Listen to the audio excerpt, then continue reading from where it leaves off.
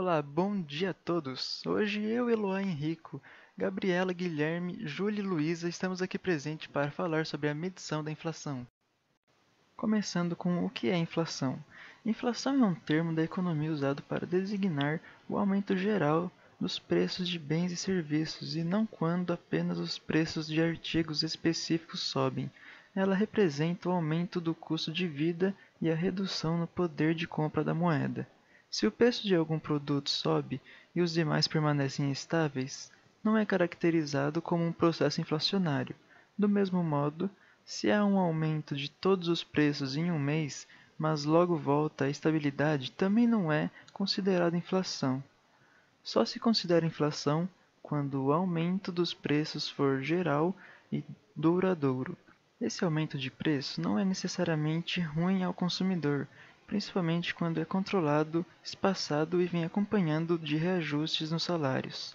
Porém, esse aumento pode causar transtornos para consumidores e para a economia de um país, quando aumenta em velocidade maior do que a absorvida. Vale entender que a inflação ocorre quando há mais dinheiro circulando e sendo injetado na economia. Se há mais notas de real em circulação, pelo princípio de oferta e demanda, elas perdem valor. Há mais dinheiro em circulação quando as pessoas decidem gastar ao invés de poupar, e o governo decide injetar mais meio circulante por meio de obras, gastos públicos, afetando assim a taxa de inflação. Quais as causas da inflação? A inflação pode ter uma série de causas. Ela ocorre por uma combinação de fatores. Trouxemos os principais motivos que fazem os preços subirem, elevando assim os índices de inflação. O aumento de gastos públicos, supondo que o governo gasta mais do que arrecada, é necessário para suprir esses custos o aumento dos impostos para as empresas. Esse aumento resulta na elevação dos preços dos produtos e serviços gerais. Aumento no custo de produção. Para tentar resolver isso, as empresas buscam empréstimos para viabilizar seus projetos. Se há muita procura, as taxas de juros sobem, elevando os custos de produção e, como consequência, os produtos aumentam também.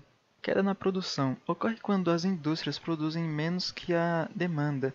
O volume de dinheiro em circulação acaba sendo maior que a oferta, fazendo com que o consumidor pague mais por um produto que antes era mais barato. Quando a demanda é maior que a oferta, os preços também sobem. Ciclo de inércia entre empresa e trabalhador. Acontece quando tanto a empresa quanto o trabalhador acreditam que haverá inflação. Para não reduzir seu lucro, o empreendedor eleva os preços. Por sua vez, o funcionário pede aumento para não perder o poder de compra. Quando esses valores sobem, crescem também os índices de inflação. O aumento da demanda é uma das causas mais comuns da inflação, quando há pouca quantidade de um produto que muitas pessoas querem consumir. O preço do produto tende a subir para equilibrar a oferta com a procura. Aumento da emissão da moeda. O governo também pode influenciar no aumento da inflação.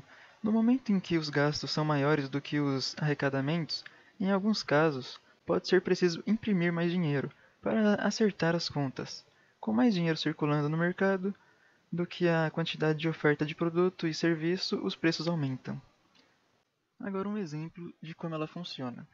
Num país com a inflação de 10% ao mês, um trabalhador compra 5 quilos de arroz no mês e paga R$ 10. No mês seguinte, para comprar a mesma quantidade de arroz, ele necessitará de R$ 11. Como o salário deste trabalhador não é reajustado mensalmente, o poder de compra vai diminuindo. E agora vemos a representação de uma imagem de como a inflação é medida. E para calcular a inflação, é necessário que pesquisadores visitem famílias para descobrir o que e onde elas compram.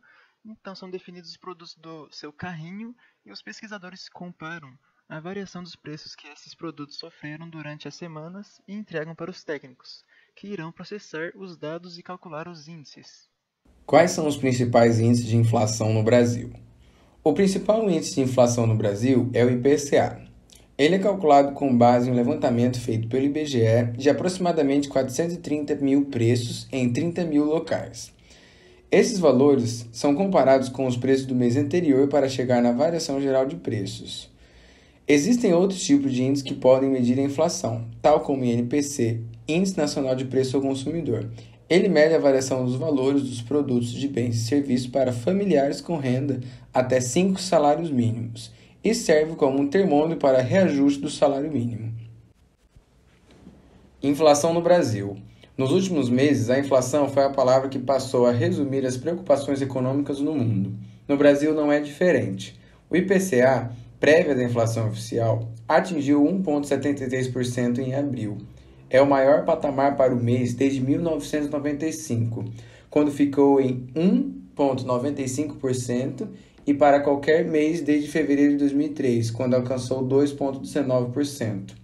No acumulado, em 12 meses, o indicador alcançou 12,13%, de acordo com os dados divulgados pelo IBGE. O crescimento foi puxado pelos alimentos, que subiram 2,25%, e pelos combustíveis, com alta de 7,54%. O valor é um dos mais altos do mundo e fica atrás apenas da Venezuela, com 284%, a Turquia, com 61,1%, a Argentina, com 55,1%, e da Rússia, com 16,7%, a qual teve a sua inflação agravada nos últimos meses em decorrência da sua guerra com a Ucrânia. Tipos de inflação. Alguns dos principais tipos de inflação são: inflação de demanda. É o aumento dos preços em virtude da demanda por bens e serviços ser maior do que a oferta. Inflação de custos ou inflação de oferta.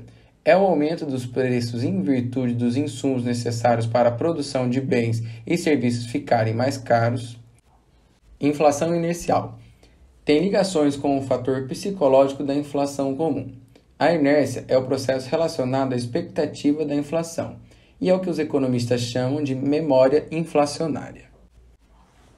Política monetária. Política monetária é um conjunto de mudanças adotadas provindas do Banco Central de cada país. No Brasil, é dirigido pelo Bacen e entidades do mesmo, como o Comitê de Política Monetária, o Copom, e o Conselho Monetário Nacional. Tais medidas visam diligenciar o controle da quantidade de moeda em circulação na economia, também chamado de controle de liquidez. As medidas impactam na inflação e na taxa de juros da economia, que, dependendo do cenário que se apresenta, pode ser estimulada ou retraída. Portanto, podemos dizer que existem dois tipos de política monetária, a expansiva e a restritiva ou contracionista. E para obter esse controle são utilizados instrumentos da política monetária, sendo eles a taxa de juros, a Selic, open market, depósito compulsório e redesconto. A moeda surgiu como meio facilitador para a realização das trocas comerciais. Anteriormente ao seu surgimento, eram realizados os escambios, em que o produto seria trocado por outro. Porém, nesse modelo havia falhas, visto que não se sabe a quantidade de uma certa mercadoria que equivalerá a outra diferente. Dessa forma, com a existência da moeda, houve uma criação de preços para os bens, que seriam comprados agora pela mesma. Por isso, a oferta de moeda significa potencial de compra de bens e serviços, o que gera movimentação da economia de um país. Por esses fatores, a oferta de moeda é extremamente importante para uma nação. Uma dúvida muito frequente relacionada à moeda é como as instituições financeiras as criam. As instituições que criam moeda escritural são conhecidas como bancárias ou monetárias. Elas permitem a criação de moeda por meio de recebimento de depósitos à vista, movimentáveis por cheques, operando com ativos financeiros monetários que representam os meios de pagamento da economia. Qual a principal medida de combate à inflação? Segundo o economista-chefe da XP Investimentos, Zeina Latif, aumentar os juros para combater a inflação é coisa de país preguiçoso. Ela diz que os juros altos tendem a piorar o quadro fiscal, pois aumentam o tamanho da dívida do país. Por isso, afirma que o correto a ser feito é resolver a questão fiscal.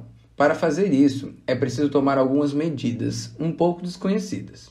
É necessário discutir a reforma da Previdência, é preciso acabar com as renúncias fiscais e reavaliar as nossas políticas públicas.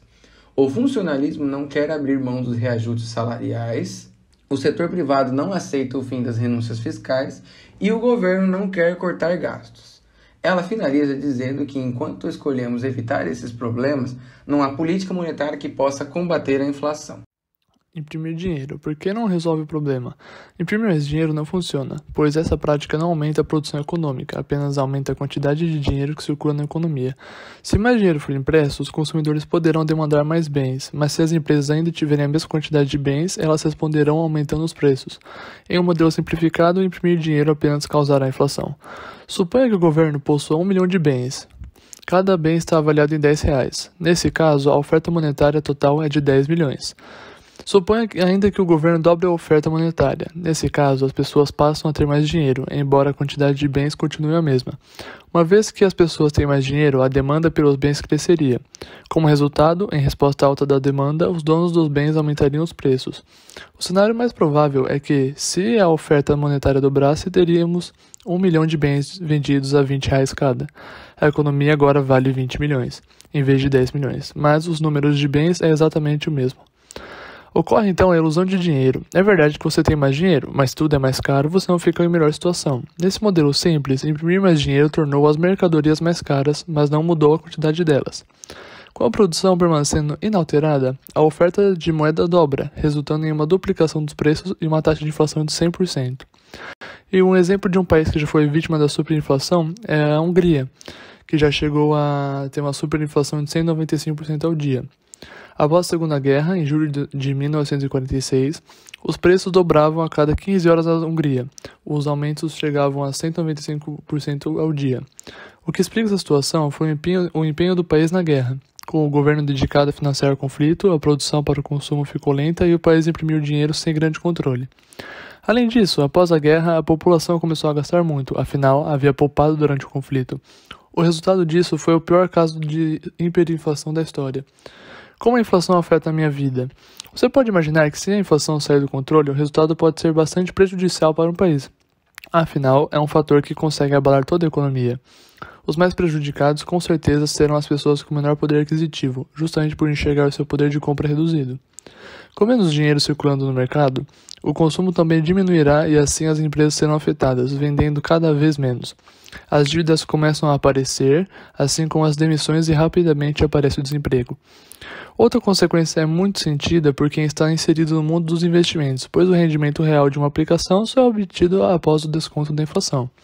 Por exemplo, se um investimento seu teve retorno de 10% no último ano e a inflação neste mesmo período for de 5%, a sua rentabilidade real foi de 5%. Inclusive, em momento de alta na inflação, é importantíssimo ter os seus investimentos ao lado de um banco sólido, que transmita segurança e cuide do seu dinheiro de uma maneira rentável. Para conseguir isso, é preciso investir essa parte do dinheiro em alguns ativos específicos. E existe um valor ideal para a inflação? O ideal é ter a inflação controlada em um nível baixo. Para o Brasil, uma taxa na casa de 3% está ótimo, mas quando ela chega perto dos 10% já começa a ter distorções. O Brasil, como boa parte dos países, possui um sistema de metas para a inflação, e para 2021 essa meta foi de 3,75%, ou seja, bem para trás de onde está o IPCA. As principais consequências de uma inflação muito fora dessa meta e por muito tempo são mais juros, menos crédito, consumo e PIB. A principal consequência da inflação alta é que, quando ela sobe, o jeito conhecido, ainda mais eficaz de fazê-la baixar é subir os juros. E é o que o Banco Central faz quando vê que ela não está dando sinais de que voltará para a meta sozinha. No Brasil, o Banco Central faz isso por meio da Selic, a taxa básica de juros que serve de piso para todos os empréstimos e investimentos em renda fixa do país. O problema é que juros subindo tem o efeito de esfriar o crescimento da economia. E a ideia é justamente essa: fazer as pessoas e empresas comprarem e investirem menos para que os preços parem de subir.